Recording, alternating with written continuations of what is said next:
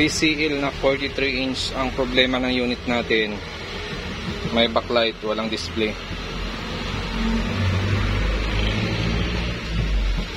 Buksan natin. Unang sira pa niya ito. Sarado pa yung sensor nito. Pero no display kaagad. Buo yung backlight, walang display, walang picture. Ganito yung kanyang mainboard.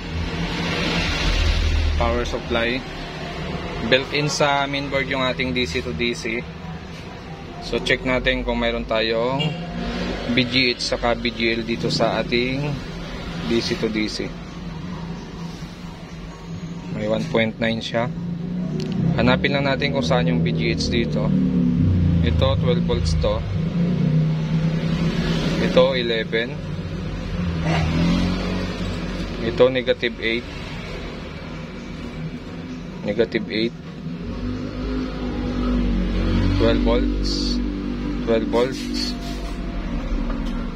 12 volts.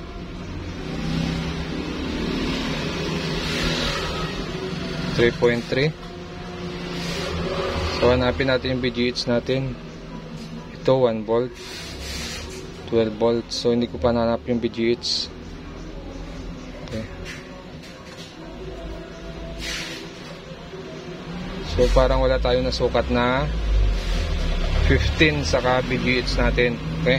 Try natin maghang ng ribbon.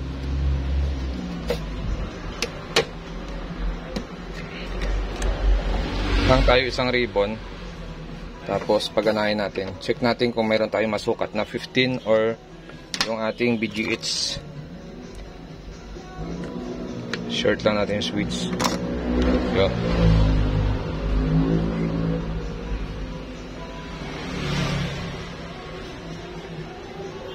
Okay, hanapin ko muna. So dito yung ating BGH. Ito dapat BGH ito. Pero ang nasusukat lang natin dyan 11 lang.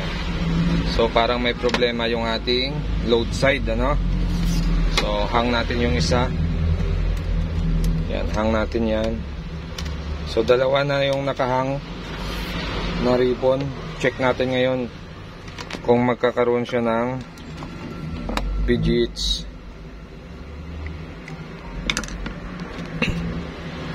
Yan, backlight na siya. Check natin. So ito yung BGH natin. Yun. So nagkaroon siya, 30. So pag nakahang ito, nagkakaroon ito. Pag nakahang itong isa, nagkakaroon ng BGH. Ibig sabihin may problema sa side na ito. So try natin ikabit ito. Ito nakakabit, nakahang ito. Check natin kung may BGH pa. So mayroon pa siya, Okay. So tingnan natin kung may display ito. Pag may display yung isang side nito, maaaring pwede pa. Yun, Mayroon siya, Okay, okay pa yung isang side niya.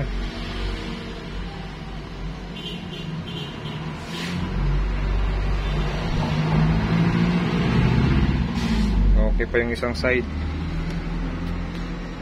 So binuksan natin yung cover dito para ma-check natin yung mga SMD cap. Minsan kasi may mga problema sa SMD cap kaya nagpo-protect. Pero na-check naman natin lahat ng SMD cap natin. Okay naman, wala naman shorted. So yung clock signal nito, walang resistor dito sa ating top board. Yan, nakarekta na dito yung clock signal natin. Kaya gagawin natin dito ay magte-tape method tayo. Hahanapin natin siya dito kung saan banda yung clock signal. Tapos gagamitan natin siya ng tape method.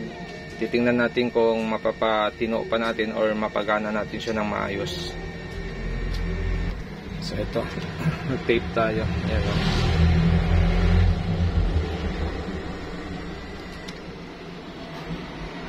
So tingnan natin kung mayroon siyang BGH. Okay. So mayroon, Ibig sabihin clock signal issue lang ito. So nag-tape lang tayo, 15 pin. Tingnan natin yung display. Yan, meron na siya TCL. Okay, sana one side lang talaga ang problema niya para magagawa pa. Kasi minsan pag magkabilaan ng sira, nagluloko na rin siya. Sayang.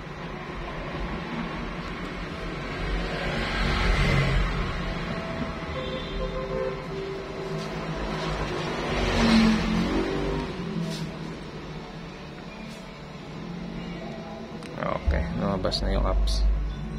Yan. So, okay na siya. Yun o, malinis pa naman o. Wala naman siyang hairlines.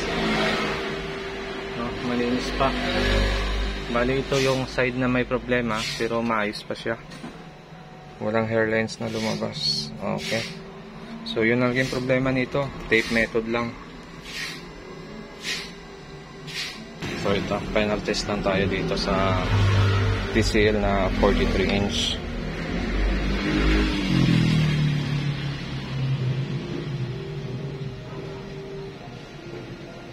Hindi yata nag-on. Tanggal yung saksak.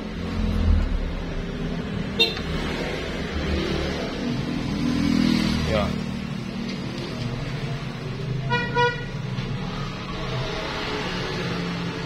Okay, lumabas na si TCL.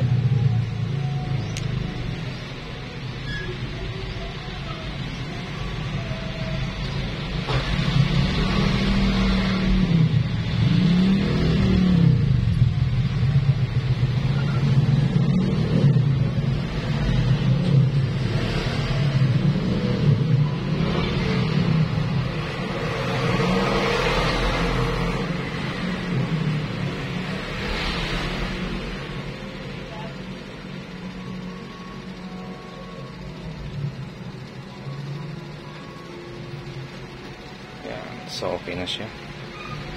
At kung bago lang kayo sa aking channel, huwag kalimutan mag-subscribe.